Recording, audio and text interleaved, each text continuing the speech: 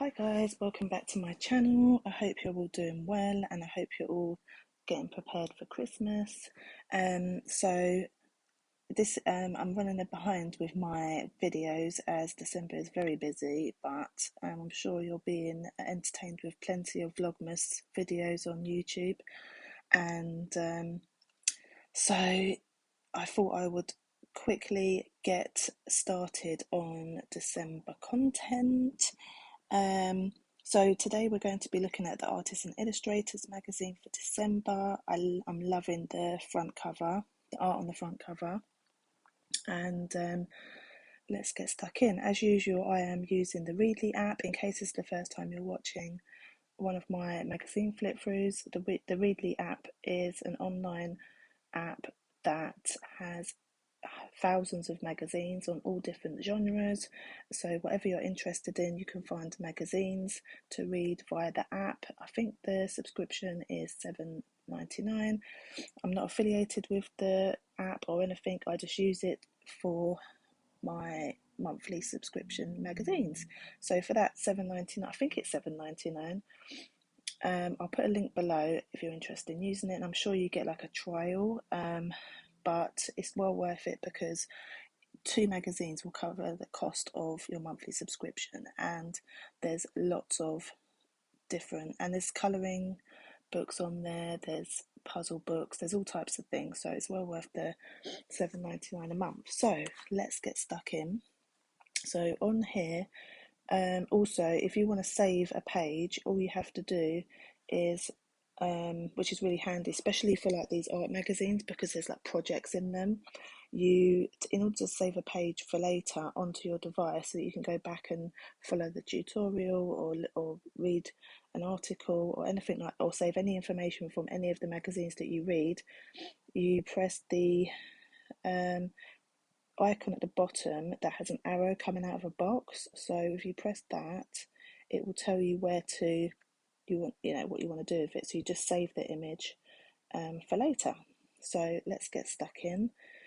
So as I said, I'm really loving this cover, and let me just zoom in on that. And I'm loving the cover of this.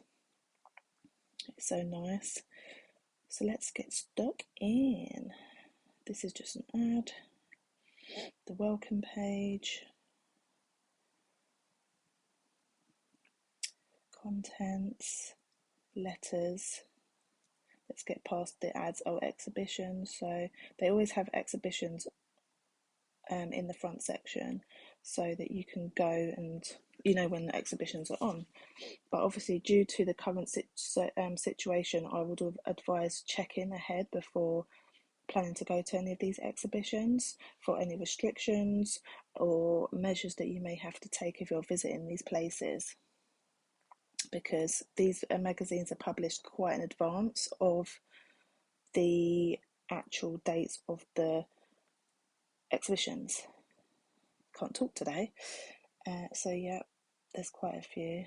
Look like some good ones. I haven't been to an art exhibition for quite some time. It'd be nice to go to one. So we've got Learning with Experts. There's a lot of ad pages. Okay, so we've got Sketchbook, December Tips, Advice and Ideas, How to Build Curiosity. 1. Think of yourself as a visual storyteller. 2. Evaluate your work by joy, not excellence. 3. Consider the feelings of an object. Can a clock be sad? That's funny. 4. Overlook the obvious. 5. Draw the same scene three times. That's quite true, because if you're sketching something, you always want to kind of do a rough draft, and then when you redo it, because then the rough draft gives you an idea of like the shapes, how you want to form the drawing and stuff like that. So I do agree. It's good to not just draw a first draft and stick with that, like draw it a couple of times. I do that. And the sketchbook, the diary, that's just a summary of the exhibitions.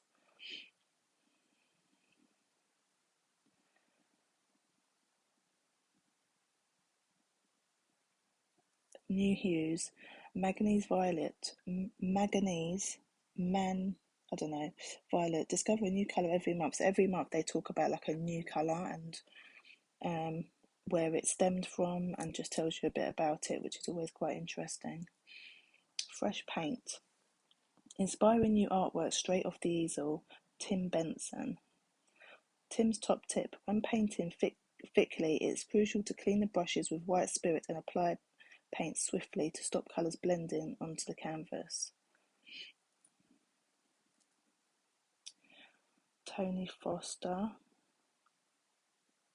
I like the soft colours in there. It's quite a soft piece. Oh, yeah, there's the other half of it. Tony's top tip: hunt around for the perfect location. Don't start a big painting until you are sure you're in the right place. Portfolio Plus.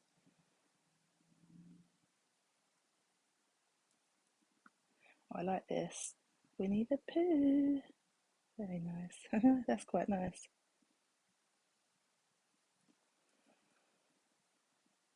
Feature: revisiting a classic. As one of Britain's best love story books turns 95, Martha Alexander talks to illustrator Mark Burgess about updating the legacy of Winnie the Pooh.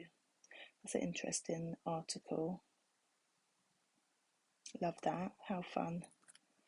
Here's a little bit of me in there. While I imitate E.H. Shepard's style, it is not to the point of slavish copying.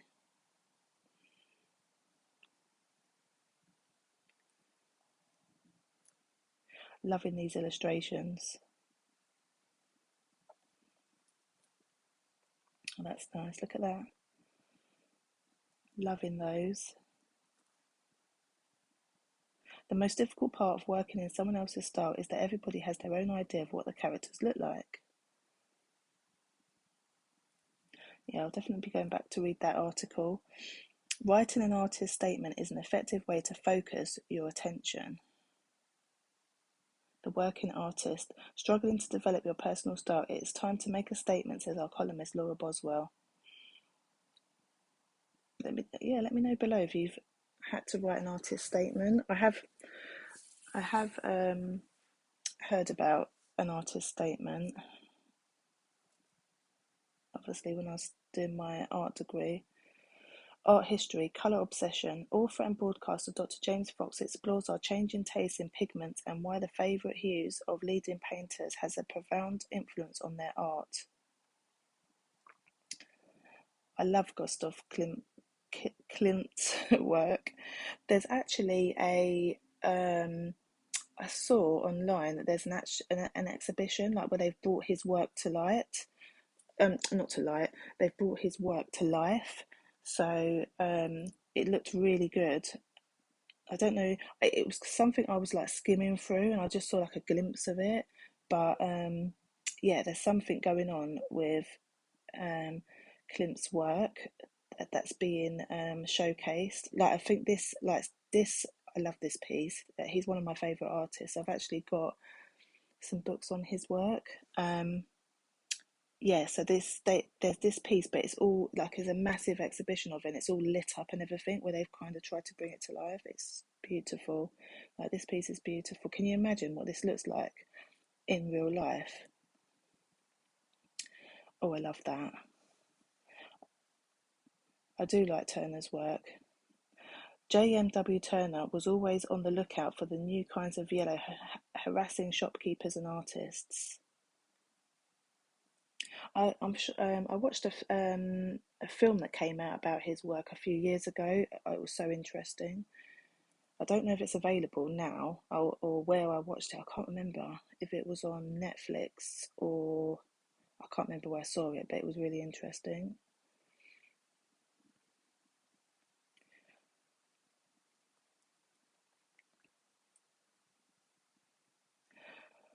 That's an advert. Oh, this is nice. This is the artist that's obviously done the front cover in the studio, Mark Herald. The ever-curious artist designer welcomes Sally Hughes into his shared York studio to preview his exhibition and reveal the secret to staying creative on a daily basis. Oh, so it's like, it's collage. The best ideas come in the doing. You can't wait to have a devastating idea before you sit down at the desk. Yeah, it's collage. Love it. Nice. Painted collage owl borough features in Mark's new YSP exhibition. I'll definitely be going back to read that article. I do like a bit of collage work. Interesting. Yeah, I'll definitely go back and read that. The whole experience has increased my sensitivity in drawing a subject. So have I gone too far? No.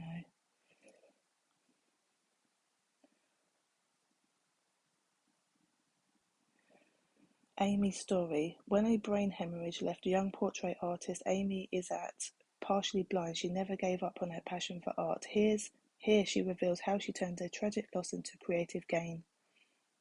Wow. Amazing drawings. I think we looked at this in our last flip through. They had this image. Masterclass, layered portrait. If you have the patience as you follow Kirsten Britt's methodical technique for painting in mixed media, you'll be rewarded with a bright, bold portrait full of life. Okay, so she's going through, that piece was in the last one, but it didn't go through the tutorial on how she did it, I don't think.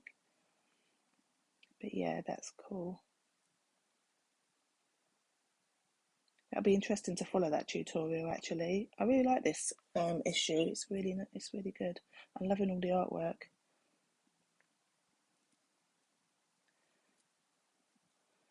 Principles of depth, linear perspective. To continue a series on creating a sense of depth in drawings, Jake Spicer shows the benefits of adding perspective lines. Always like his tutorials. I've got a couple of his books, actually.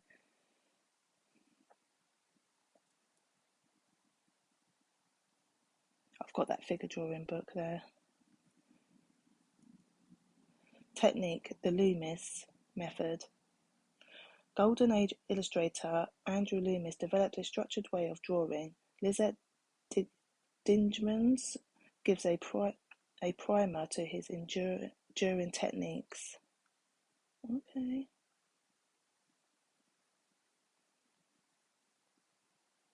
Love that.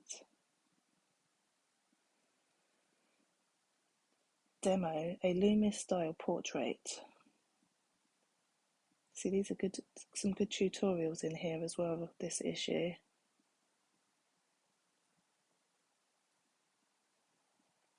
Cloudy Days demo.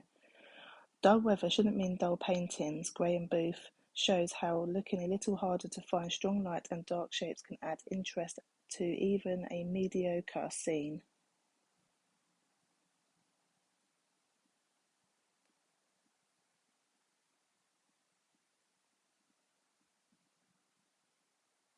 Top tip, the light areas seen at the end were painted in the first wash. Take care not to lose them. Mixed media collage. Your paintings can be enhanced by using more than one media at a time. Aine Devine's experimental series concludes with floral painting using cut-up elements. Yeah, I did a collage video recently, if you want to check that out, like a mixed media collage on canvas. I'll link it, if I remember, in the description for you to check out, because I've been exploring mixed media collage myself recently because I found it quite interesting. So I think I've done two. I did a mixed media piece on canvas, and then I did some mixed media bookmarks. So yeah, I did two recent videos of some projects that you can get some inspiration from as well. Yeah, I do like the mixed media concept. It's just fun. Demo jug of flowers. So that's her demonstrating. Top tip, torn shapes needn't be wholly accurate. Describe them further with a drawn mark. Peter Quinn, the Royal Watercolour Society member, tells Steve Peel his tips for drawing complex subjects, balancing bold colours and suggesting detail in just a few simple marks. Yeah, the bold colours look really good.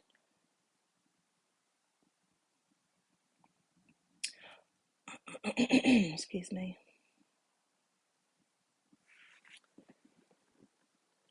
Look at those bold greens.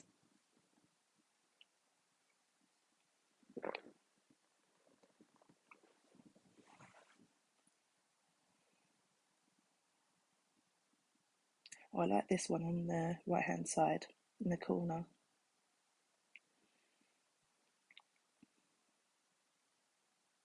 Curious Still Life Workshop, Glorious Colours.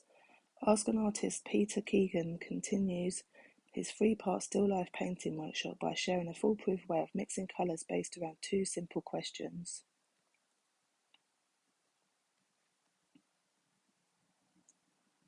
How to mix colours.